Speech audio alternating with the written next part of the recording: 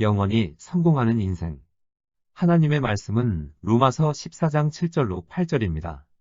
우리 중에 누구든지 자기를 위하여 사는 자가 없고 자기를 위하여 죽는 자도 없도다.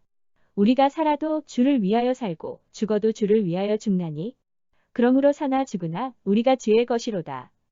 이 시간에는 영원히 성공하는 인생 이라는 제목으로 말씀을 묵상하겠습니다. 우리가 살아계신 하나님을 믿는다고 하지만 사랑했던 이들과의 이별은 받아들이기 힘든 것이 사실입니다. 생명이 있는 모든 것들은 죽음을 싫어합니다. 인간도 마찬가지입니다. 그래서 죽음에 대한 두려움에 쌓여 사는 사람도 있고 반면 죽음의 문제를 애써 외면하는 사람도 있습니다. 그러나 그리스도인은 죽음에 대해 극단적인 태도를 가질 필요가 없습니다. 본문 8절에 기록된 것처럼 사나 죽으나 우리는 주의 것이기 때문입니다. 오히려 성도의 죽음은 이 세상의 모든 무거운 짐을 덜게 되는 안식을 얻는 기회여 새롭고 영원한 천국에 도착하는 순례의 끝입니다. 죽음에 대한 태도는 크게 두 가지로 나누어 볼 수 있습니다. 하나는 죽음에 대한 불신앙적인 태도이고 다음은 죽음을 준비하는 올바른 태도입니다. 죽음에 대한 불신앙적인 태도는 첫째 현세주의입니다. 누가복음 12장 16절로 21절에는 어리석은 부자의 비유가 기록되어 있습니다. 한 부자가 그 밭에 소출이 풍성하매 심중에 생각하여 이르되 내가 곡식 쌓아 둘 곳이 없으니 어찌할까 하고 또 이르되 내가 이렇게 하리라. 내 곡간을 헐고 더 크게 짓고 내 모든 곡식과 물건을 거기 쌓아 두리라.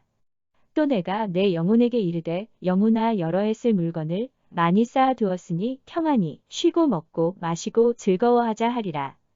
하되 하나님은 이르시되 어리석은 자여 오늘 밤에 내 영혼을 도로 찾으리니 그러면 내 준비한 것이 누구의 것이 되겠느냐 하셨으니 자기를 위하여 재물을 쌓아두고 하나님께 대하여 부요하지 못한 자가 이와 같으니라.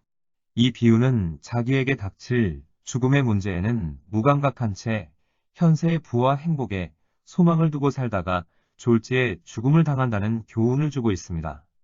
이처럼 많은 사람이 죽음의 문제에는 관심도 없이 현세에만 집착하는 현세주의로 살아가고 있습니다.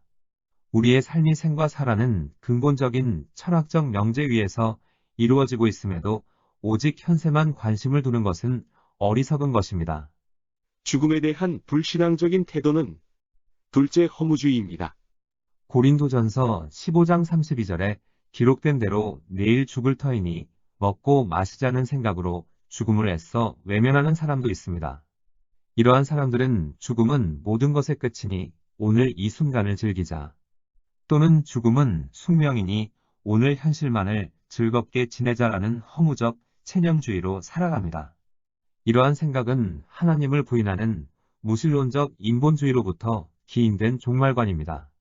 하나님과 내세를 조금이라도 인식하는 사람은 이 같은 허무적 종말관을 가질 수 없습니다.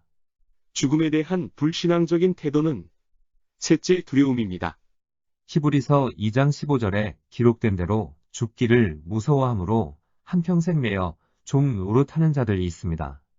죽음과 내세에 관심이 많은 것은 좋은데 죽음의 실체와 내세에 대한 올바른 지식과 확신이 결여되어 있음으로 인해 두려움으로 죽음을 바라보는 것입니다.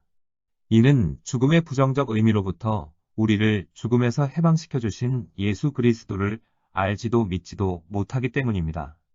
그렇다면 이제 죽음을 올바로 준비하는 자세에 대해 살펴보도록 하겠습니다. 죽음을 올바로 준비하는 자세는 첫째 청지기적인 자세입니다. 누가복음 12장 42절부터 43절에 주께서 이르시되 지혜 있고 진실한 청지기가 되어 주인에게 그 집 종들을 맡아 때를 따라 양식을 나누어 줄 자가 누구냐. 주인이 이를 때에 그 종이 그렇게 하는 것을 보면 그 종은 복이 있으리로다. 죽음을 준비하며 산다는 것은 현세를 올바로 인식하고 현세에서 자신의 위치를 바로 깨닫고 사는 것을 의미합니다. 이렇게 하지 않으면 위에서 언급한 대로 인본적이고 불신앙적인 죽음관에 사로잡히게 되는 것입니다. 우리는 이 세상의 모든 것이 내 것이 아니라 하나님의 것이며 하나님께서 나에게 잠시 맡겼다는 청지기적 자세로 살아가야 합니다. 우리의 삶, 희망, 가족, 재능, 재산, 생명은 종국적으로는 내 것이 아니라 하나님께서 잠시 이 땅에 사는 동안 맡겨주신 것입니다. 그래서 때가 되면 누가복음 16장 2절 말씀을 선고하시는 것입니다.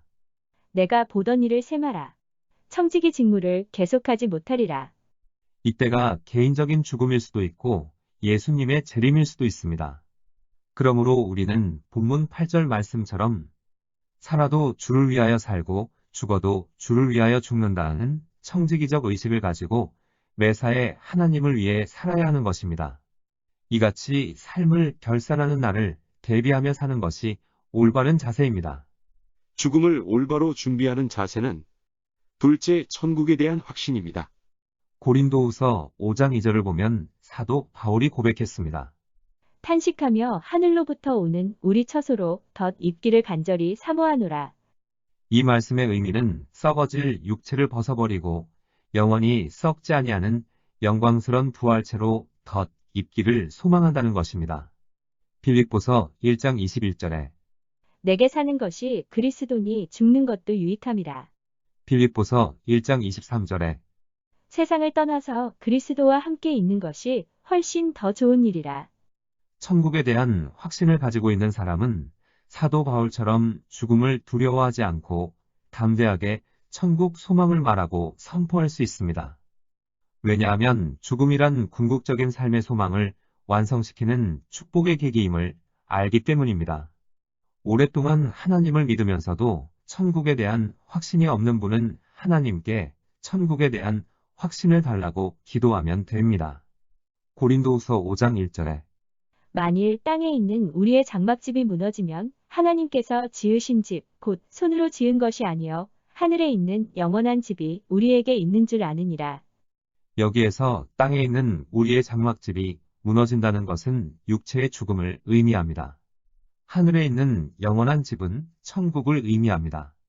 즉 죽음 후에 천국에 들어간다는 말입니다. 그렇다면 하늘에 있는 영원한 집, 즉 천국에 들어갈 수 있는 사람은 누구일까요? 예수 믿고 회개하는 사람입니다. 인간은 누구나 죄를 먹고 마시며 살아가는데 죄를 가지고는 천국에 들어갈 수 없습니다. 그런데 예수를 믿게 되면 죄의 사함을 받게 되고 천국에 갈 수 있습니다. 이 땅에서 어떠한 삶을 살던 지옥에 가면 영원히 실패한 인생이요. 이 땅에서 어떠한 삶을 살던 천국에 가면 영원히 성공한 인생입니다.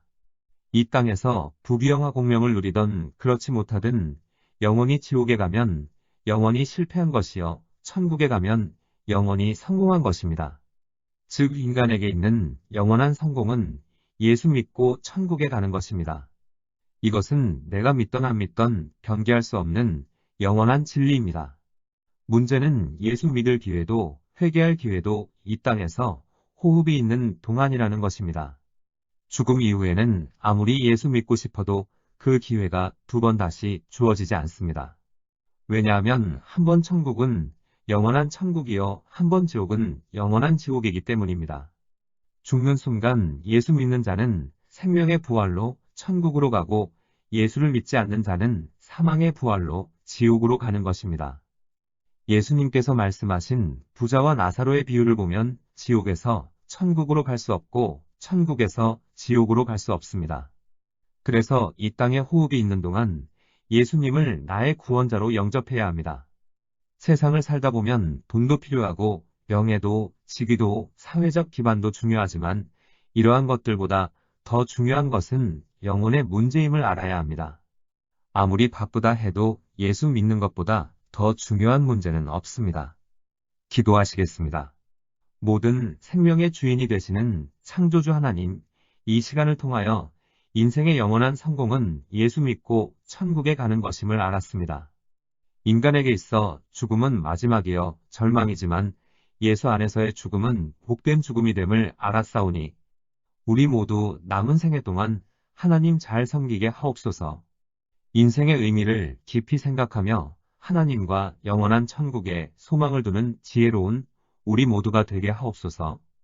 예수님의 이름으로 기도드립니다. 아멘. 하나님께서는 내 형편이 어떠하든 내 신분이 무엇이든 무슨 죄를 지었든 변함없이 나를 사랑하십니다.